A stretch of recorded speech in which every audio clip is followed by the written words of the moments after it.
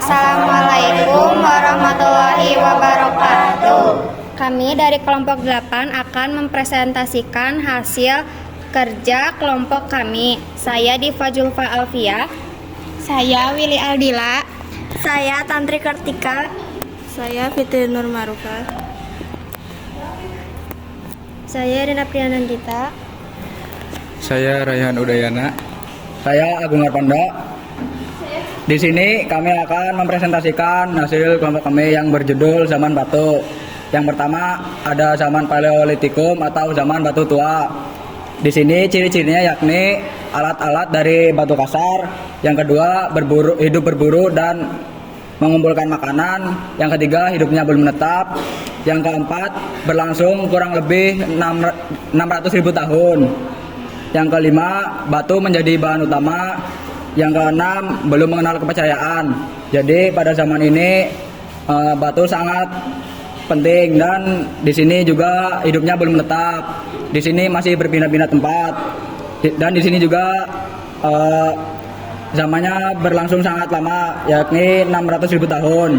Di sini ada jenis-jenis manusia pendukung dan penemunya ada 6. Yang pertama Pithecanthropus erectus ditemukan oleh Eugene Dubois di Trinil, Bengawan Solo. Ciri-ciri manusia memiliki volume otak kurang lebih 900 cc. Yang kedua berjalan tegak. Yang kedua ada Homo mojokertensis ditemukan oleh von Koenigswald di Mojokerto pada tahun 1936 sampai 1941. Ciri-cirinya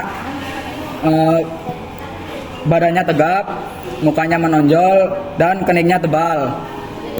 Yang ketiga Pithecanthropus robustus ditemukan Weidenreich dan von Koenigswald 1939. Ciri-ciri manusianya yakni tubuh besar dan kuat. Yang keempat Meganthropus palaejavanicus ditemukan di Sangiran 1941. Ciri-cirinya rahang besar, tubuh tegap, tonjolan kening mencolok. Yang kelima Homo soloensis ditemukan 11 tengkorak di Ngandong 1931-1934. Ciri-ciri lebih tinggi tingkatannya dari Pithecanthropus erectus. Yang keenam Homo wajakensis ditemukan di Wajak, Tulung Agung 1889.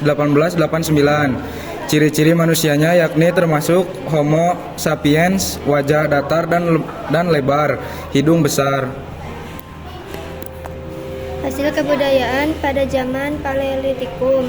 Kebudayaan Pacitan biasanya menggunakan alat kampak genggam yang berfungsi untuk menumbuk, memotong, menetak, dan membunuh. Sedangkan kebudayaan Gandong menggunakan alat tulang dan plakes. Hasil keseniannya yaitu arka, ukiran, tulang, dan lukisan gua.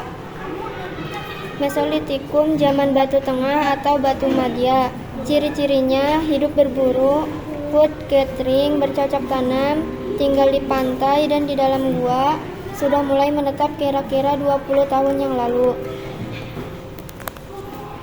3. Neolitikum zaman batu muda. Ciri-ciri hidup food-crushing, bercocok tanam, berternak, sudah menetap, ada pembagian kerja, mulai membentuk perkampungan, mengenal teknik asah atau upam, pendukung, Proto Melayu dan Papua Melansoid, kepercayaan, anisme dan dianisme, kebudayaan, kapak persegi untuk memahat, mencangkul, memotong, Sumatera, Jawa, Bali, kapak lonjong untuk upacara berburu, memecah batu, lirian, minahasa, kep tanimbar, gerabah untuk keperluan sehari-hari dan upacara.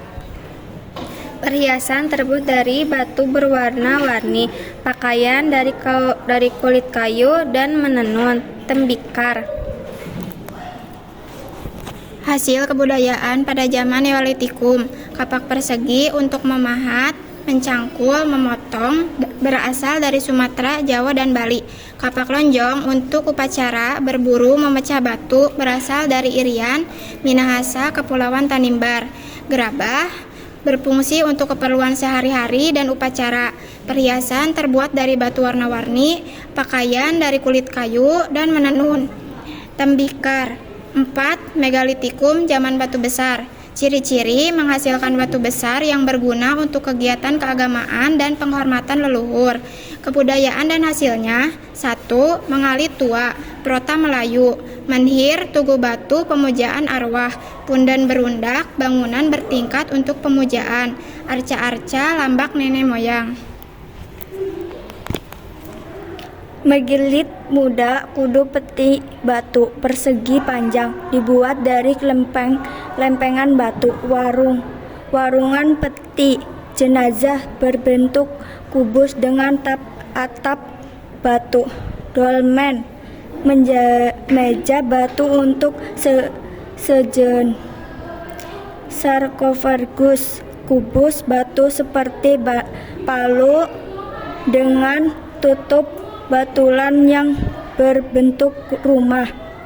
Arsa menggambarkan manusia atau binatang sebagai lambangan leluhur.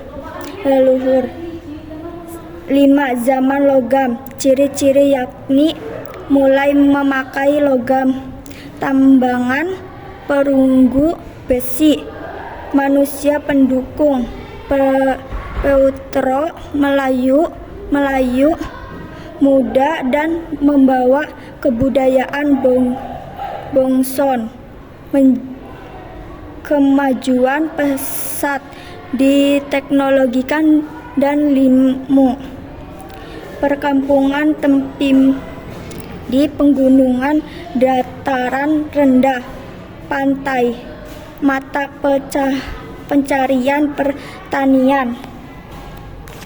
Pembagian zaman logam ada 3. Zaman tembaga tidak dikenal di Indonesia. Zaman perunggu, campuran tembaga dan limbah. 5. Zaman besi, peninggalan atau hasil kebudayaannya yakni kapak corong, kebudayaan Dongso untuk upacara dan tanda kebesaran. Nakara, genderang besar untuk upacara mendatangkan hujan, memanggil roh. Bejana perunggu, arca perunggu, moko, alat pusaka atau mas kawin, perhiasan seperti gelang, binggel, anting, cincin.